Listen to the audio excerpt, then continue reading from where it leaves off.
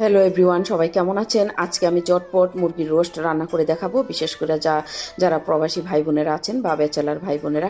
তো মুরগি কেটে বেছে ভালোভাবে ধুয়ে পরিষ্কার করে আমি তেলের মধ্যে ভেজে নিয়েছি। এই তেলের মধ্যে পেঁয়াজ কুচি দিয়ে এলাচি, দারচিনি, লং, তেজপাতা দিয়ে ভালোভাবে ভেজে নিয়েছি।